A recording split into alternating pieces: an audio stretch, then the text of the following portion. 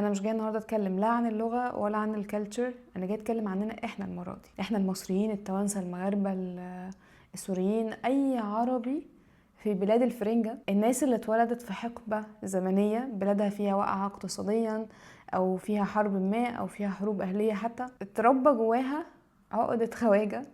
إن الخواجة الأوروبي ده دايما متطور ومتقدم وجميل ومستحق وفرصه أكتر وكل حاجة، وحتى رأيه مقنع أكتر، وأي حاجة هو بيعملها تبقى هي دي الستاندرد. أنا مش بقول إن كل الناس كده، بس بقول إن بجد في طبقة كبيرة من العرب هم شايفين كده، بناء عليه لما بيسافر اوروبا لاي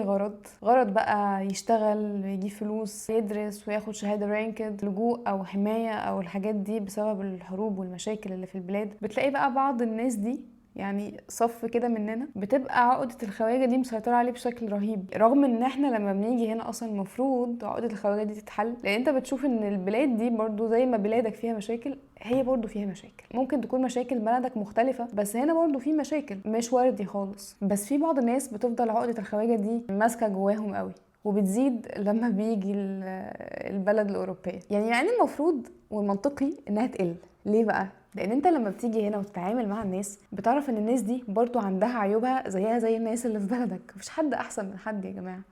وبنعرف ان البلاد دي برضو السيستمز فيها برضو في مشاكل في اجزاء معينه، زي ما انت بلادك السيستم فيها في مشاكل في اجزاء معينه، وعلى فكره هتلاقي بلدك في بعض الحاجات احسن من المانيا او الدول الاوروبيه برضو، زي مثلا ان البيروقراطيه هنا اعلى من البيروقراطيه في دولنا. المهم ان صديقنا العربي هذا بيبدا ينسلخ من كل ما يظهره بشكل عربي، والتنصل من الاصل بقى له اشكال والواحد بيشوفها يعني كتير، منهم مثلا حد مره ما بيتكلمش عربي خالص، مش عشان يتعلم اللغه، هو مش عايز يقرب من الناس العرب اصلا ولا يتكلم معاهم خالص باي شكل من الاشكال، مع انه ما يعرفهمش، وفيهم الحلو وفيهم الوحش زي اي شعب في الدنيا يا جماعه، اي حد كده، بس تلاقيه هو متهرب من اي حاجه من اصله. هو في ناس بتعمل كده عشان اتقان اللغه، اوكي انا قادره اتفهم ده، بس انا بتكلم عن الشريحه التانية اللي بتعمل كده عشان خاطر مش عايزه يكون النظره اللي الجنسيات الاخرى بتبصله بيها انه عربي، فانت متخلف بقى ورجعي ومش عارف ايه. لا، مش كل الناس بتبصلك كده، انت اللي بتبص لنفسك كده من جوه، وحتى لو في ناس بتبصلك كده، هل انت كده فعلا؟ لو الاجابه فانت محتاج تحل مشاكلك، ولو الاجابه لا فاوكي،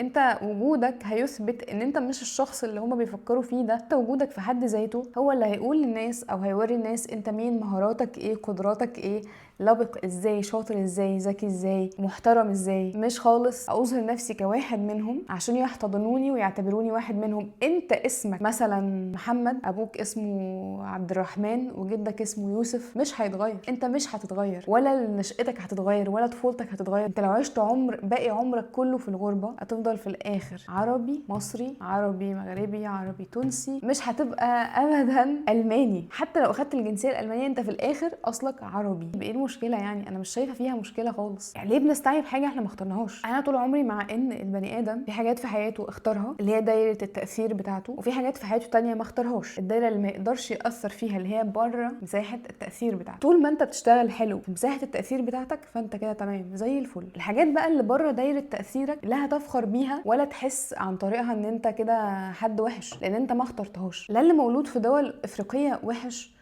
ولا اللي مولود في الدول الاوروبيه بسمسم يا جماعه، ربنا نزلك في الدنيا في اللوكيشن بتاعك ده، وربنا نزله برضو في المكان ده، ونزل جيناته كده ونزل جيناتك كده، فكل ده احنا بالنسبه لنا احنا كده، ربنا نزله بشكل ما وربنا نزلك بشكل ما، بس انتوا بداتوا حياتكم وانتوا كده، كل واحد فيكم بقى بدا يتعلم، يرقي من نفسه، يقرا، يشوف، يشتغل، مش عارف ايه. يمكن يكون ربنا خلقك في بلدك في وقت هي فيه مش مزدهره، هي فيه عندها مشاكل، عندها حروب، عندها حاجات خارجه عن دايره تاثيرك انت اللي عليك تشتغل عليه دايره تاثيرك انت. في بلد تانية هتريحك وتقدم لك خدمات وتوفر عليك مشوار كبير قوي كنت هتاخده في بلدك عشان تكسب فلوس او عشان تتعلم حاجه او كده، اوكي روح لها، ده سعي، ودي بلاد ربنا كلها، بس تاثيرنا احنا كبشر هو اللي بيخلي المكان ده جميل منظم او سيء وفوضوي. انت مش عاجبك حاجه في دوله ما، في الدوله اللي انت اتولدت فيها مثلا، او في الدوله اللي انت سافرت ليها. انا في ناس بتيجي هنا برضو او تروح اي دول تانية وما بيعجبهاش الوضع، تبدا تدور على دوله تانية مناسبه للمعايير اللي في دماغها للمكان اللي هي عايزه تعيش فيه، وكلها بلاد ربنا في الاخر، وانت عايش مكان ما يريحك. طالما عندك فرصه تغير مكانك غير مكانك، انت مش شجره زي ما بيقولوا. ولما تيجي مثلا دوله زي دول اوروبا اللي هي هي يعني بشكل ما مزدهرة عند دولنا دلوقتي. عادي انت اصلك كذا واسمك كذا ودينك كذا وجاي هنا عشان تشتغل على نفسك اكتر، فتبقى نفس الانسان بس فيرجن اجمل، فيرجن احسن، فيرجن اشطر، ثري اكتر، مش ثري فلوس، قصدي شخصية ثرية اكتر. ويمكن ثري فلوس لو ده هدفك عادي، يعني ايه المشكلة؟ ليه ثقتك في نفسك تبقى مهزوزة قوي كده لدرجة انك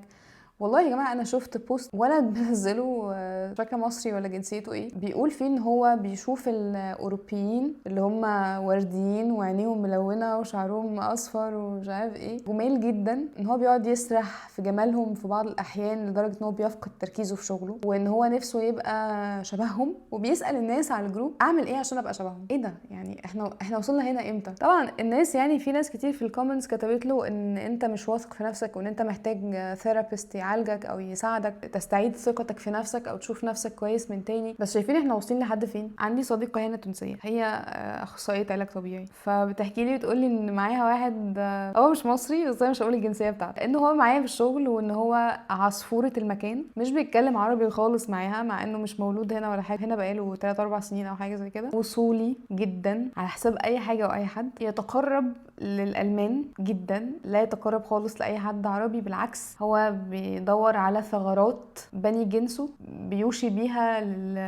للشيف الألمانية والشيف الألماني. هو أقدم منها في ألمانيا بسنتين 3، ولكن هو مش بيتكلم معاها خالص عربي، حتى وهي جاية جديدة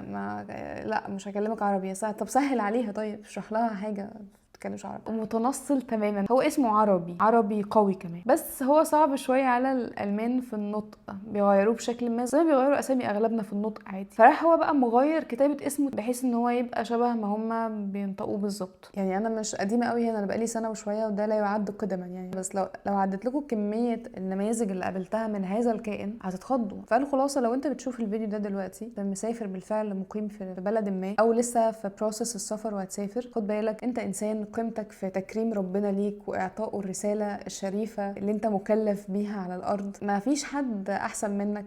ولا انت احسن من حد، احنا كلنا بنحاول نسعى في الرحلات بتاعتنا اللي ربنا قدرها علينا. انت اجتهد في طريقك واسعى واعمل اللي عليك مع الاحتفاظ بالحاجات الصح اللي انت عارف ان هي صح، والحاجات اللي مطلوبه منك علشان توصل في طريقك للحاجه اللي انت عايز توصلها. ما تلتفتش، ما تنبهرش قوي، عادي كل البلاد عيوب ومميزات، ولا تعيب على بلادك ولا اي حاجه. انت ربنا قدر لك تطلع من مكان ما مش مناسب في حاجات معينه بالنسبه لك لمكان انسب في نفس الحاجات دي بالنسبه لك، فاحمد ربنا على هذه الفرصه وابدا من جديد، مركز في طريقك، اشتغل على نفسك، ما تعملش حاجه غلط. اوعى في يوم من الايام تخلي اي جنسيه تحس ان انت اقل منها، لان الانسان اللي مش واثق في نفسه واللي بيتملص من اصله واللي بيحاول يقلد جنس معين او يتقرب ليهم دون عن غيرهم، لان ببساطه الناس هتاخد بالها اذا انت فعلا شخص واثق من نفسك وتقيل ومتمسك بهويتك، دي حاجه تحترم جدا بالنسبه لهم، او انت شخص متملص من هويتك بتحاول تقرب لناس معينين عشان ياخدوك في صفهم. انت باختصار عمرك ما هتبقى في صفهم، انت هتفضل اتولدت وهتموت من اهل بلدك، ودي حاجه ما تعبش اي حد. فالاحسن نعيش كده بخفه وبراحه ونعيش احنا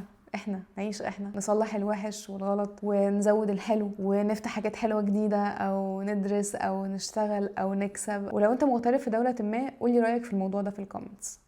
سلام.